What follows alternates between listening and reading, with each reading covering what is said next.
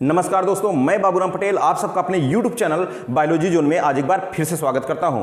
दोस्तों, TGT, PGT, GIC lecturer के संभावित प्रश्नों की जो सीरीज हम लेकर के चल रहे हैं, यह 100 प्रश्नों की सीरीज है। आज का यह हमारा संभावित प्रश्नों की सीरीज में यह दूसरा लेक्चर है। पहला लेक्चर हमने बता दिया था, पहले लेक्चर में हमारे 25 प्रश्न शामिल किए गए हैं जो कि अति महत्वपूर्ण प्रश्न हैं। आज का हमारा यह दूसरा लेक्चर है, तो चलिए शुरू करते हैं अपने इस दूसरे लेक्चर को कि दूसरे लेक्चर में कौन कौन से इंपॉर्टेंट प्रश्न हैं उसको देख लिया जाए। देखिए, हम आपको बता दें, इसमें हमारे जो दूसरा यह हमारा लेक्चर है। इस लेक्चर में हमारे जो महत्वपूर्ण प्रश्न हैं उन प्रश्नों को देखें जरा। इन प्रश्नों में हम आपको बता दें, देखिए 25 प्रश्न हमने करा दिया था, आज का यह 26वां प्रश्न है। दूसरे लेक्चर में क्या कह रहा है इसको देखिए। कह रहा है 26वें प्रश्न में कि फ्रेश वाटर प्राण इज, यानी जो स्वच्छ जल में पाए जाने वाला जो प्राण है, स्वच्छ जल में पाए जाने वाली जो झींगा मछली है वह कैसी होती है, ये देखिए जरा। कह रहा है कि पहला विकल्प कह रहा है ओमनीवोरस एंड नॉक्टर्नल क्रिएचर, दूसरा कह रहा है कार्निवोरस एंड नॉक्टर्नल क्रिएचर, और तीसरा ओमनीवोरस एंड डायर्नल क्रिएचर, और चौथा कह रहा है कार्निवोरस एंड डायर्नल क्रिएचर। इसका मतलब क्या है कि स्वच्छ जल में पाए जाने वाला जो प्राण है, कह रहा है सर्वाहारी होता है और रात्रिचर जंतु होता है, कि मांसाहारी होता है, रात्रिचर जंतु होता है, सर्वाहारी और दिनचर जंतु होता है, कि मांसाहारी एवं दिनचर जंतु होता है। 4 विकल्प दे रखा है। तो इसका जो सही आंसर है, आप जानते हैं कि जो प्राण है वह रात्रिचर है, रात्रिचर जंतु है, तो रात्रिचर है, और यह ओमनीवोरस है, सर्वाहारी है। ठीक है, तो इसका जो राइट आंसर होगा बिल्कुल A number is the right answer, सर्वाहारी और रात्रिचर जंतु है। अब यहीं पर हम देखें दूसरा प्रश्न आज का, लेकिन यह टेस्ट सीरीज का 27वां प्रश्न है।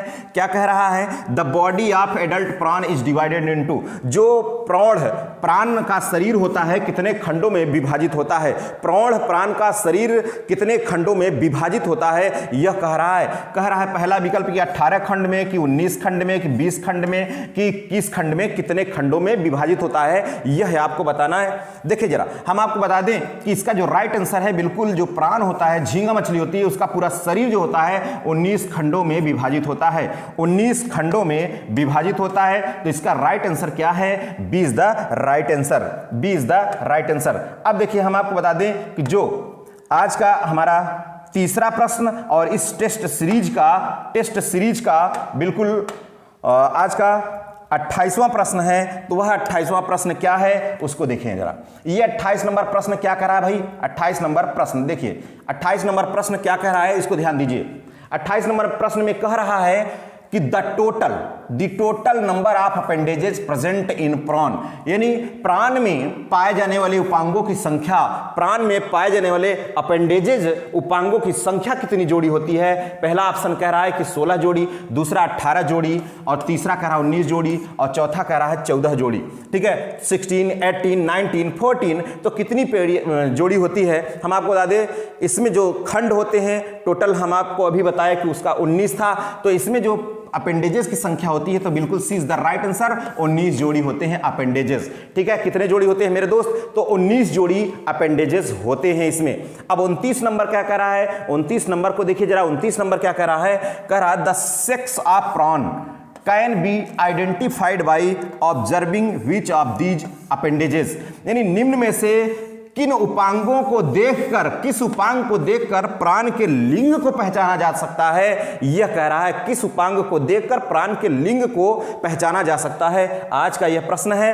तो कह रहा है इसमें ऑप्शन में कि प्रथम उदरी उपांग, द्वितीय चिलैट पाद, और प्रथम मैक्सिलिपीड, और द्वितीय नॉन चिलैट पाद, ये कह रहा है। देखिए, अगर नहीं समझ में आ रहा है हिंदी तो इंग्लिश देखिए।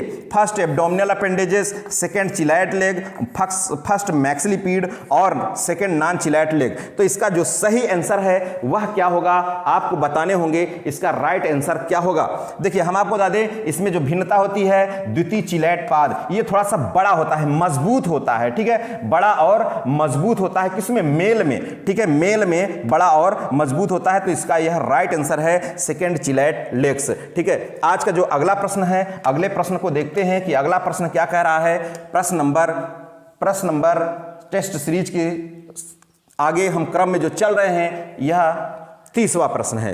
तो क्या कह रहा है कि वॉकिंग लेग प्रेजेंट इन प्राण आर, यानी प्राण में चलन पाद होते हैं। प्राण में चलन पाद की संख्या कितनी होती है ये आपको बताना है। चलन पाद की संख्या कितनी होती है? देखिए इसमें दो प्रकार के चलन पाद होते हैं, दो प्रकार के इसमें पैर होते हैं, एक तो भाई तैरने के लिए और एक चलने के लिए। तो इसका जो राइट आंसर होगा वह क्या होगा? कह रहा है 8 जोड़ी, 13 जोड़ी, 19 जोड़ी, 5 जोड़ी, ठीक है। 8 पेयर्स, 13 पेयर्स, 19 पेयर्स और 5 पेयर। तो इसका जो राइट आंसर है बिल्कुल 5, यानी 5 जोड़ी इसका राइट आंसर है।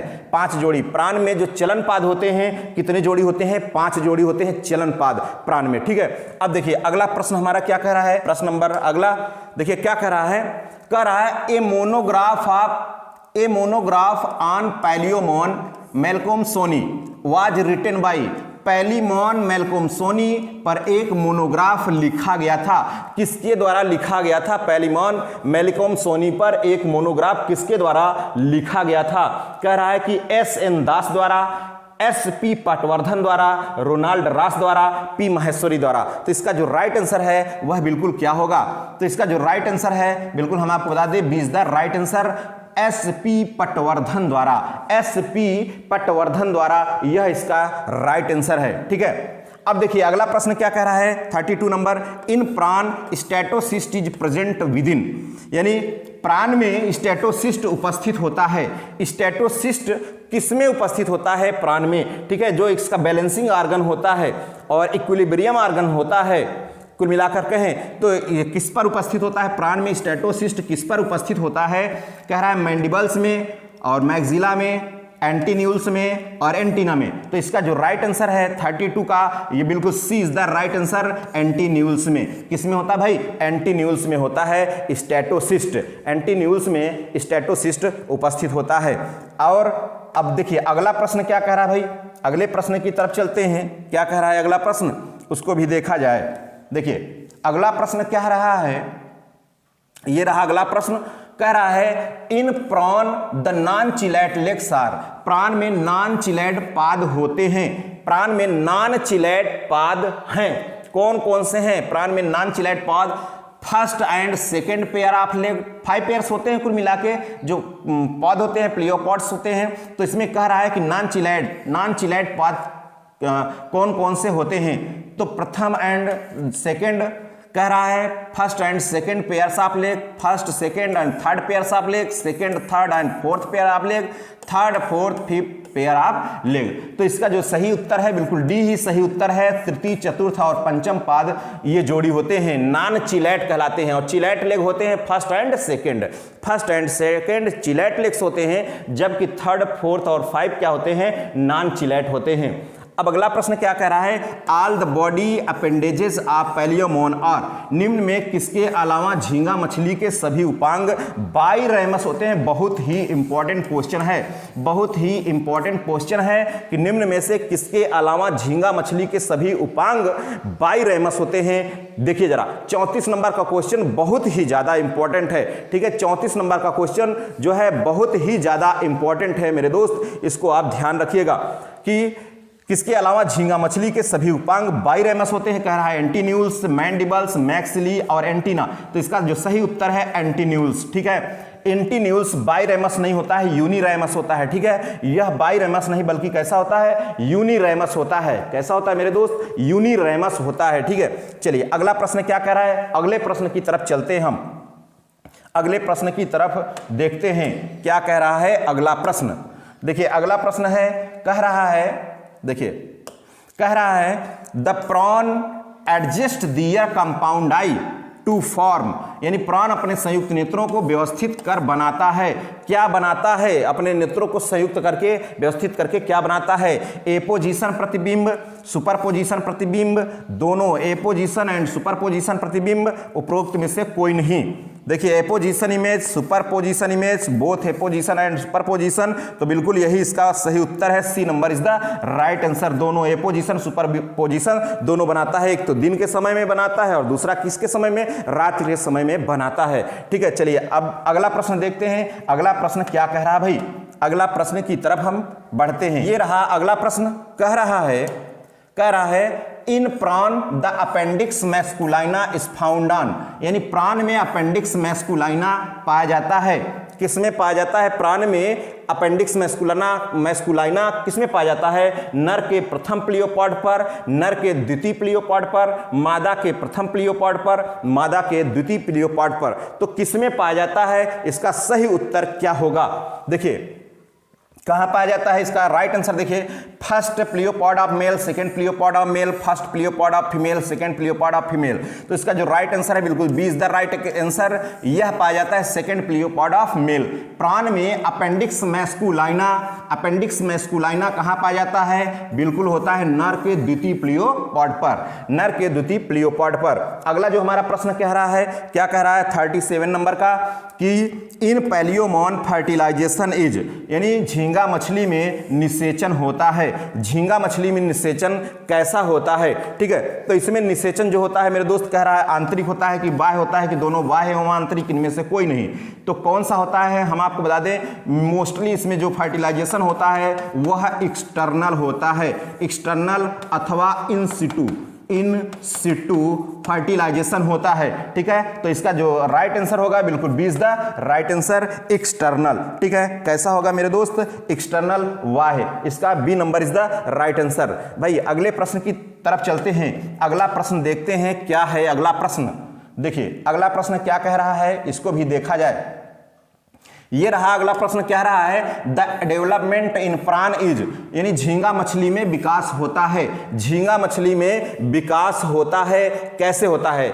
डायरेक्ट होता है, कह रहा है डायरेक्ट, सीधे, बिना किसी स्वतंत्र लार्वा के साथ। दूसरा कह रहा है अप्रत्यक्ष यानी इनडायरेक्ट, स्वतंत्र लार्वा के साथ, सीधे स्वतंत्र लार्वा के साथ, उपरोक्त सभी, ऐसा कह रहा है। तो इसका राइट आंसर क्या होगा? डेवलपमेंट इन प्रान। प्रान में जो डेवलपमेंट होता है कैसे होता है? तो भाई इसका जो राइट आंसर है बिल्कुल A is the right answer, direct, without any free larval form. इसमें सीधे इसका विकास होता है। ठीक है, इसमें कोई लार्वल स्टेज नहीं होती है, लार्वल स्टेज नहीं पाई जाती है मेरे दोस्त। तो इसका जो राइट आंसर है बिल्कुल A is the right answer. देखिए अगला 29 नंबर क्वेश्चन क्या कह रहा है? 29 नंबर क्वेश्चन को देखें जरा। कह रहा है which of the following functions as organ of orientation and equilibrium, यानी विच ऑफ द फॉलोइंग, यानी निम्न में से कौन उन्मुखीकरण और संतुलन अंग के रूप में कार्य करता है?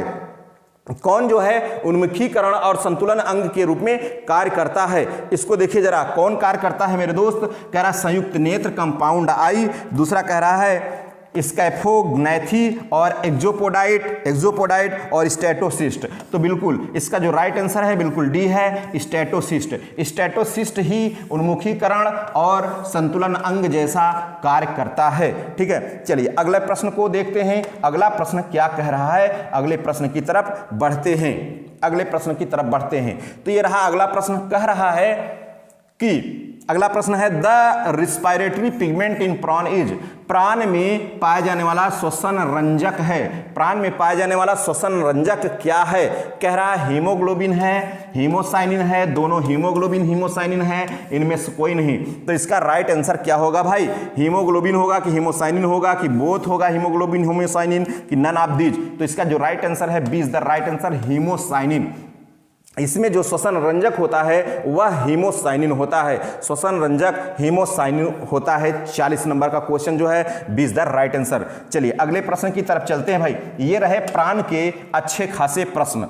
कह रहा है 10 sterile individuals in honey bee, मधुमक्खी की बात करने लगा, यानी मधुमक्खी में बांझ होते हैं। मधुमक्खी में बांझ कौन होते हैं? मधुमक्खी में बांझ कौन होते हैं ये आपको बताना है। मधुमक्खी में बांझ कौन होते हैं? कह रहा है ड्रोन्स होते हैं बांझ, वर्कर होते हैं, क्वीन होते हैं, उपरोक्त में से कोई नहीं होते हैं। कौन होते हैं? ड्रोन्स होते हैं कि वर्कर, क्वीन और नन ऑफ दीज? कौन बांझ होते हैं अर्थात संतान उत्पन्न नहीं कर सकते हैं? तो केवल इसका जो राइट आंसर है B is the right answer, worker. Worker कैसे होते हैं? बांझ होते हैं अर्थात स्टेराइल होते हैं। स्टेराइल होते हैं, कौन स्टेराइल होते हैं मेरे दोस्त? तो वो होते हैं वर्कर्स, वर्कर स्टेराइल होते हैं। ठीक है, अगला जो प्रश्न है क्या कह रहा है? The honey bee dance indicates, the honey bee dance indicate, मधुमक्खी का नृत्य इंगित करता है। जो मधुमक्खी डांस वांस करते हैं, अपना डांस करते हैं, वो क्या इंगित करते हैं? किसके तरफ इशारा करते हैं उनका डांस? भोजन का स्रोत बताता है, भोजन की दिशा बताता है, दोनों भोजन का स्रोतों बताता है और दिशा भी बताता है, इनमें से कोई नहीं। तो इसका राइट आंसर क्या होगा भाई? सोर्स ऑफ फूड ये तो सही बात है, फूड की तलाश में बताते हैं, डायरेक्शन ऑफ फूड, यू सही है। तो both source and direction of food, C is the right answer, C is the right answer. ठीक है, इसका सही उत्तर है मधुमक्खी का नृत्य इंगित करता है दोनों भोजन का स्रोत और दिशा भी इंगित करता है। ठीक है, अगले प्रश्न की तरफ बढ़ते हैं। अगला प्रश्न क्या कह रहा है, देखिए अगला प्रश्न कह रहा है, ये रहा आपके सामने अगला प्रश्न। कह रहा है द रॉयल जेली, बहुत मस्त जेली, ठीक है, royal jelly secreted by, royal jelly स्रावित की जाती है, किसके द्वारा स्रावित की जाती है, रॉयल जेली, यानी अच्छा बढ़िया खाने वाला, ठीक है, मजा आ जाता है एकदम रॉयल जेली खाने से।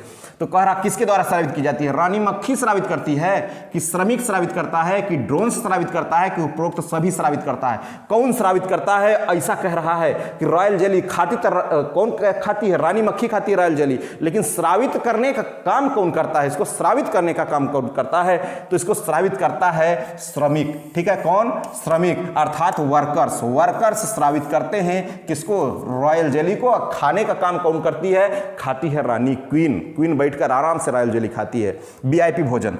अगला देखिए 44 नंबर क्वेश्चन आपके लिए है, 44 क्वेश्चन आपके लिए है मेरे दोस्त। अगर आप वीडियो देखते हैं तो कभी एक आध बार कमेंट करिए। पहले भी हमने अपने लेक्चर में एक प्रश्न छोड़ दिया था, ठीक है, अपने पहले भी प्रश्न में, अपने पहले लेक्चर में एक प्रश्न हमने छोड़ा था आपके लिए, लेकिन उसका उत्तर भाई नहीं आया। इसका मतलब आप लोग जो है मेहनत नहीं कर रहे हैं, और इसमें भी मैं छोड़ रहा हूं इसको। अगर आप मेहनत कर रहे हैं, इसका आप बताइए उत्तर क्या होगा, पता चलेगा, कमेंट में कमेंट करके जरूर बताइए इसका उत्तर क्या होगा।